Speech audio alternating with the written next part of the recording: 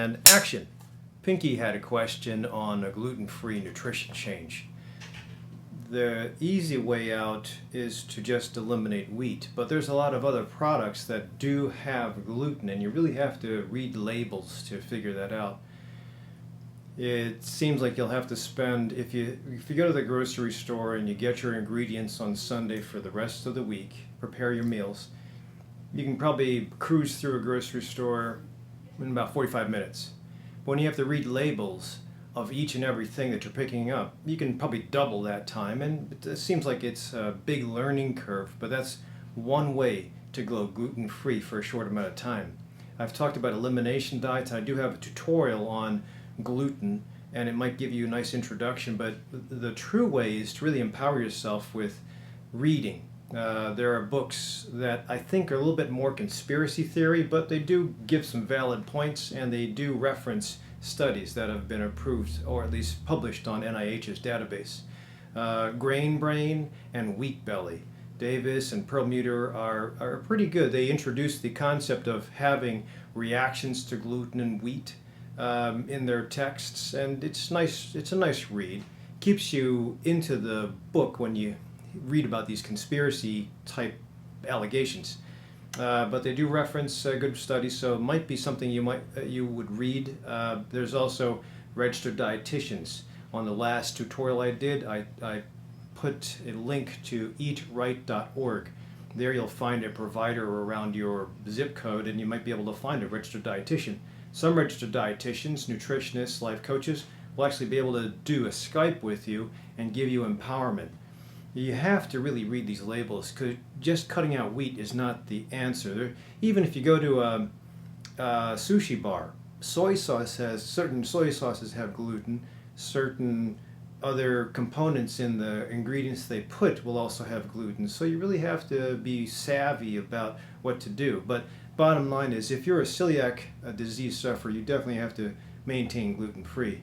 If you just have these weird symptoms, a little bit of PCOS, acne, irritability of your period, belly pain, fatigue, mental fog or brain fog, you hit the wall at the early part of the evening and just can't go any further, or you can't exercise.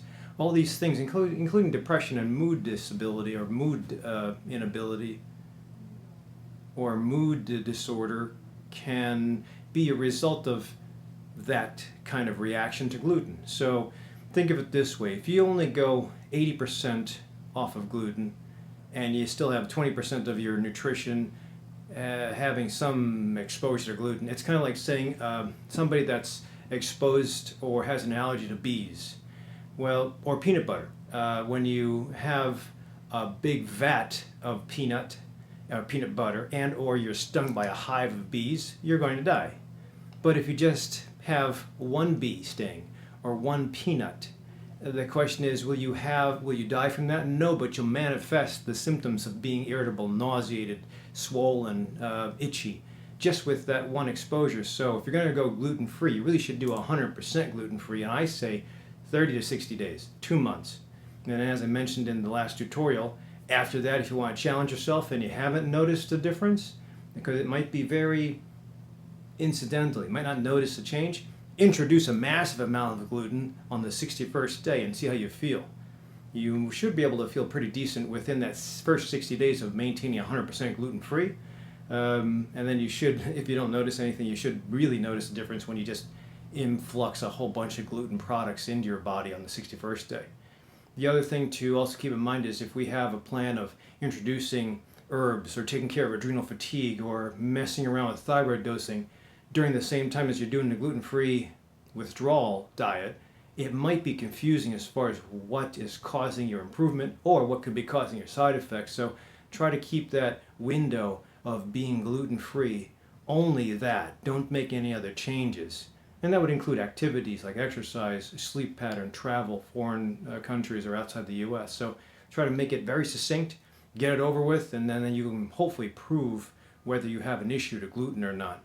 If there's no great response, fine, then include gluten back into your diet. But I always say that when somebody has several diseases, or the clustering of several diseases at the same time, which is typical in America, by the time you hit 50 years of age, you're going to have high blood pressure, early diabetes, and problems with cholesterol. That's a cluster of disease. If you continue that cluster into 10 more years, heart attack and stroke. So that's the way it goes. So if you have a cluster of several different things, certainly gluten might not be the reason for everything, but it ain't gonna help. So sometimes eliminate that from your diet, sprinkling in a little exercise in your activity, getting better sleep might be an option to make you feel better. And if you feel better, then sometimes the disease processes and the suffering will stop. So good question, Pinky.